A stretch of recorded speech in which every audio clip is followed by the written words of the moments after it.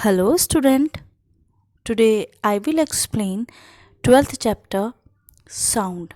In a previous class we already discussed about the noise and music. Student, in a previous class we already discussed also about the noise pollution. Today I will explain source of noise. Student, day to day increase in noise level, it has become one of the foremost priority to control this problem. Student, in a big cities noise pollution is equally harmful as air और water pollution. Student, day to day जो हमारा noise pollution है वो increase होता जा रहा है और इसको कंट्रोल करना हमारी प्रायोरिटी बनती जा रही है. अगर हम बड़ी सिटीज़ की बात करें तो बड़ी सिटीज़ में जिस तरह से एयर और वाटर पोल्यूशन हार्मफुल है, इसी तरह से नॉइज़ पोल्यूशन भी इक्वली हार्मफुल होता है.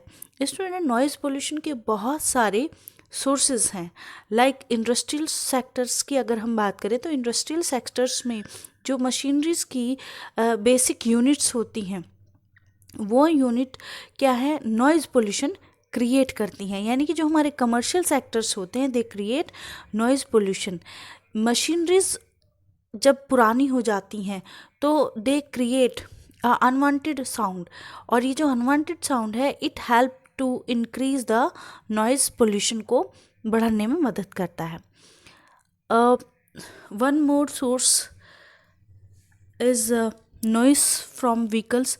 स्टूडेंट, जिस तरह से व्हीकल से एयर पोल्यूशन होता है सेम ऐसे ही जो व्हीकल्स होते हैं they also cause noise pollution. When old vehicles are not maintained properly, their contribution to the noise level increase.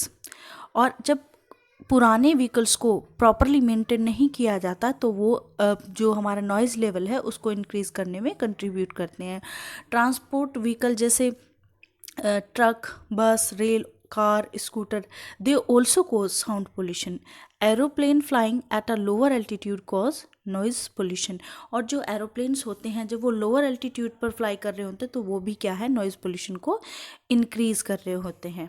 Student, noise in surrounding, हमारे सराउंडिंग में भी नॉइज़ क्या है, क्रिएट होता है और ये नॉइज़ क्या है, नॉइज़ पोल्यूशन में कन्वर्ट हो जाता है.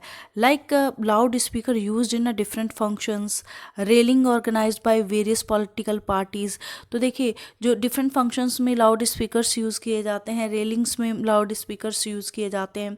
तो इन लाउड स्पीकर्स की साउंड जो होती है वो बहुत ज़्यादा तेज़ होती है, और बहुत ज़्यादा तेज़ साउंड होने की वजह से क्या होता है कि जो साउंड है वो क्या हो जाता है, अनबियरेबल हो जाता है, और ये साउंड क्या है, अनवांटेड होता है.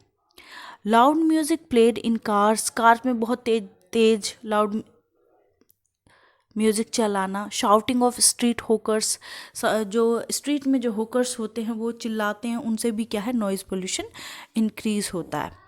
Student, during the constructions of building also add to a noise pollution. और जो हमारी कंस्ट्रक्शन साइट्स होती हैं रेजिडेंशियल एरियाज़ के आसपास में जो कंस्ट्रक्शंस हो रहे होते हैं बिल्डिंग्स में, वो भी नॉइज़ पोल्यूशन क्रिएट करते हैं. And now fire cracker is also a source of noise pollution. Firecracker, when firecracker explode, they make a sharp and loud sound. And these high intensity crackers are the source of sound pollution. और आपने देखा होगा दीपावली के आसपास या बहुत सारे लोग क्रैकर्स को एक्सप्लोड करते हैं और उनसे क्या हाई इंटेंसिटी की साउंड क्रिएट होती है, और ये हाई इंटेंसिटी की sound student noise pollution increase करती है. कुछ gadgets like radio, tape recorder, television, जब इनको चलाया जाता है हाई वॉल्यूम पर, they also contribute to sound pollution. Domestic appliances like cooler, washing machine, AC, mixer also cause a noise pollution. Student, noise pollution के बहुत सारे, आप कह सकते हैं बहुत सारे क्या हैं, कब्स हैं, ठीक है, बहुत सारे परेशानियां हैं नॉइज़ पोल्यूशन से. तो नॉइज़ पोल्यूशन से कौन कौन सी हमारी परेशानियां हो सकती हैं बच्चों? Noise pollution has a wide spread effect on our health and environment. Noise pollution की वजह से हमारी हेल्थ पे और एनवायरनमेंट पे बहुत ज़्यादा इफ़ेक्ट पड़ता है। नॉइज़ पोल्यूशन से हमारी हेल्थ के ऊपर इफ़ेक्ट पड़ता है, जैसे ear is are hearing organs and ear are most effected due to noise pollution. और नॉइज़ पोल्यूशन से सबसे ज़्यादा जो इफ़ेक्टेड ऑर्गन है वो है हमारे ईयर में स्टूडेंट हमने पढ़ा था कि ईयर में ईयर ड्रम होता है, ठीक है। ईयर ड्रम एक मेम्ब्रेन होती है। ये मेम्ब्रेन अगर हाई इंटेंसिटी का साउंड इस मेम्ब्रेन पर जाकर फॉल होता है तो जो हमारी ईयर ड्रम है वो क्या हो सकती है, रप्चर हो सकती है। रप्चर होने से क्या है, जो ह्यूमन बीइंग्स हैं या एनिमल्स हैं दे बिकम डीफ, वो क्या हो सकते हैं, वो उनको सुनना बंद हो सकता है। यानी कि hearing problem and losing air sensation में also result due to a sound pollution. तो बच्चों, हाई इंटेंसिटी की साउंड वेव्स अगर ईयर ड्रम पर पड़ती हैं तो it may cause hearing problem and losing air sensation. Student, so many peoples have a heart problem. तो जिन पीपल्स के घर के आसपास में, यानी कि जो पीपल ऐसी जगह रह रहे हों जहाँ पर बहुत ज़्यादा नॉइज़ क्रिएट होता है, तो वहाँ पर हार्ट प्रॉब्लम्स क्रिएट हो सकती है। बहुत ज़्यादा हार्ट प्रॉब्लम आपको वहाँ पर मिलेगी at the age of old age persons को। The chance of high blood pressure, high palpitations and heart attack are more in those people। तो जो people क्या है, नोइजी एरिया में रहते हैं, तो वहाँ पर हाई ब्लड प्रेशर की आपको डिजीज़ हो सकती है, हाई पल्पेशंस हो सकते हैं, या हार्ट अटैक के आपको वहाँ पर ज़्यादा चांसेस हो सकते हैं। तो स्टूडेंट, जो नॉइज़ पोल्यूशन है it is a very harmful for the human health, personal life। Student, noise pollution sometimes also cause loss of endurance, interference with our sleeping patterns, illusions, loss of concentration or lessening of work capacity। Student, noise pollution से हमारी जो personal life है वो भी क्या होती है, disturb होती है। यानी कि नॉइज़ पोल्यूशन से कई बार क्या होता है, हमारा जो वेट है वो कम होता है, इंटरफेरेंस, और हमारी जो स्लीपिंग पैटर्न है वो क्या हो जाता है, चेंज हो जाता है। आपने कई बार देखा होगा जब बहुत ज़्यादा लाउडनेस होती है एनवायरनमेंट में तो हम पीसफुली सो नहीं पाते, यानी कि जो हमारे स्लीपिंग पैटर्न है वो क्या हो जाते हैं, वो डिस्टर्ब हो जाते हैं। और जहाँ पर नॉइज़ पोल्यूशन होगा, मोर डिस्टर्बेंस होगा, तो हमारा जो कंसंट्रेशन है वो भी क्या होगा, लॉस होने लगता है। इसी वजह से क्या है, अब आपकी लेसनिंग ऑफ वर्क कैपेसिटी, जहाँ पर आपको पीसफुली आप जिस जगह पर काम नहीं कर सकते, पीसफुली काम नहीं कर सकते, तो आपके जो काम करने की जो कैपेसिटी है वो भी क्या हो जाती है, कम हो जाती है। स्टूडेंट, नॉइज़ पोल्यूशन जिस तरह से ह्यूमन बीइंग को इफ़ेक्ट करता है, वैसे ही ये जो एनिमल्स होते हैं उनको भी हार्मफुल इफ़ेक्ट डालता है। बच्चों, birds and cattles leave their abode due to noise pollutions. जो बर्ड्स होते हैं, जो कैटल्स होते हैं, जहाँ पर नॉइज़ पोल्यूशन सबसे ज़्यादा होता है तो वो वहाँ से उस जगह को छोड़ने लगते हैं। तो बच्चों, इस प्रॉब्लम को से ओवरकम करने के लिए, इस ट्रबल से को कंट्रोल करने के लिए we should have to minimize the noise. ठीक है, तो बच्चों, हम इस जो नॉइज़ पोल्यूशन है इसको कैसे मिनिमाइज करें, ठीक है, हम कैसे इसको रिड्यूस करें। तो student, we should have to follow some simple steps which can help to reduce noise pollution. हमें कुछ स्टेप्स यूज़ करने चाहिए, हमें कुछ प्रिकॉशंस लेने चाहिए जिनसे क्या है, हमारा जो नॉइज़ पोल्यूशन है वो क्या हो सके, रिड्यूस हो सके। स्टूडेंट,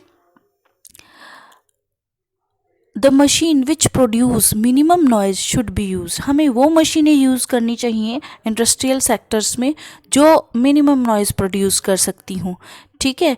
या फिर मशीनों को रेगुलरली हमें चेक करते रहना चाहिए। उनमें जो मैकेनिकल डैमेजेस हो जाते हैं पार्ट्स में, तो उनको हमें regularly time to time check करते रहना चाहिए, चेंज करते रहना चाहिए, जिससे क्या होगा, हमारा जो नॉइज़ पोल्यूशन है वो इंक्रीज होने से कम होगा। यानी कि we can reduce the noise pollution by checking regularly और by repairing the machine time to time. Student, factories should not be in the township areas. और जो फैक्ट्रीज होती हैं उनको जो